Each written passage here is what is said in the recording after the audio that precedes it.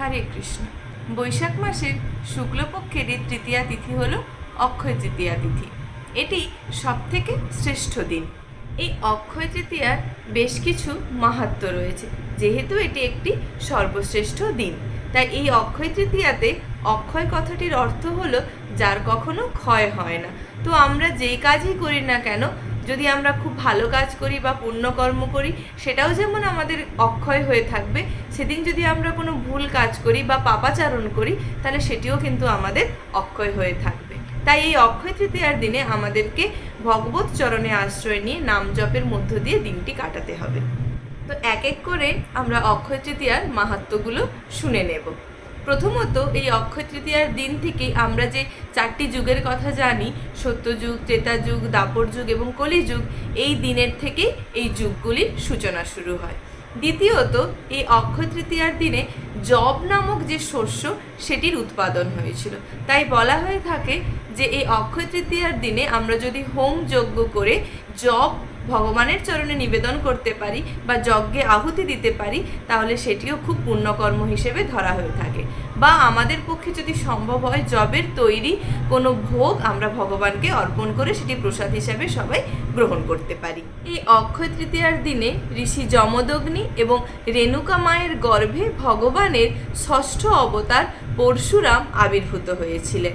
এবং এই অক্ষয় তৃতীয়ার দিনে ভগীরথ রাজা গঙ্গাকে পৃথিবীতে আনয়ন করেছিলেন, যার দ্বারা আমরাও গঙ্গা নদীর পবিত্র জলের স্পর্শ পেয়ে আমরা নিজেদেরকে পবিত্র করতে পারি।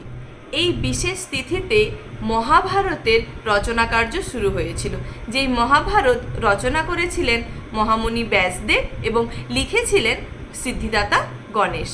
এই অক্ষয় তৃতীয়ার দিন থেকেই আমাদের বিশেষ উৎসব পুরীর রথযাত্রার রথের নির্মাণ কার্য শুরু হয়ে থাকে। মহাভারতে আমরা দেখতে পাই যে মাতা দ্রৌপদীর কাছে একটি অক্ষয় পাত্র ছিল, যা অক্ষয় পাত্র ভগবান সূর্যদেবের কাছ থেকে মহারাজা যুধিষ্ঠির এবং দ্রৌপদী বনবাসকালে এই অক্ষয় পাত্র লাভ করেছিলেন এই অক্ষয় তৃতীয়ার দিনে।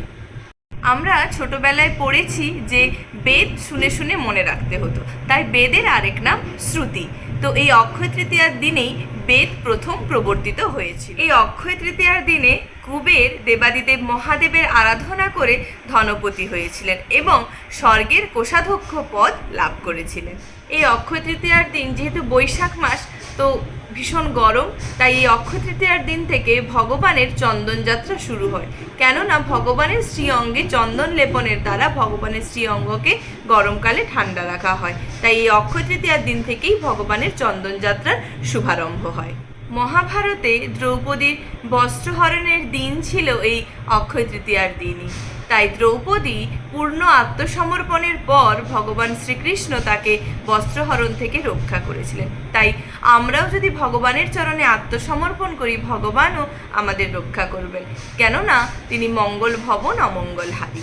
ভগবান এই অক্ষয় তৃতীয়ার দিনই তার পরম বন্ধু সুদামার দারিদ্র্য বিমোচন করেছিলেন এবং সুদামাকে অতুল ঐশ্বর্য প্রদান করেছিলেন। ভারতবর্ষের চারটি ধাম রয়েছে: কেদারনাথ, বদ্রীনাথ, গঙ্গোত্রী এবং যমুনোত্রী। এই অক্ষয় তৃতীয়ার দিন থেকেই এই চার ধামের দ্বার উন্মোচন হয়।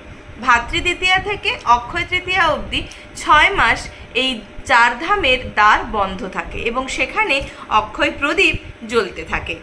এই অক্ষয় তৃতীয়ার পুণ্যতিথিতে বৃন্দাবনে বাঁকে বিহারীর চরণ দর্শন লাভ হয়ে থাকে এবং কাশীধামে মহাদেবকে মাতা অন্নপূর্ণা দেবী এই অক্ষয় তৃতীয়ার দিন অন্নদান করেছিলেন। ভগবান শ্রীকৃষ্ণ তার সখা এবং গোপীদের নিয়ে মানস গঙ্গাতে নৌবিহার করেছিলেন এই অক্ষয় তৃতীয়ার পুণ্যলগ্নে। হিমাচল প্রদেশে এক নৃসিংহজিউর মন্দির রয়েছে।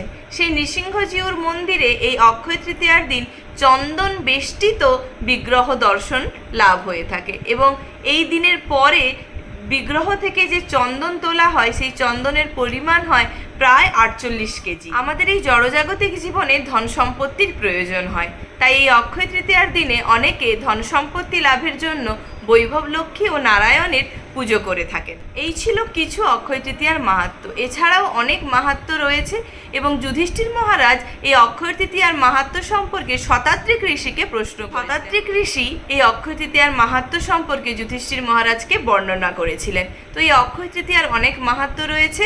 আপনারা এই অক্ষয় তৃতীয়ার দিনটি ভালো করে উদযাপন করুন নাম জপের মধ্য দিয়ে, ভগবানের সেবা দিয়ে। রাধে রাধে।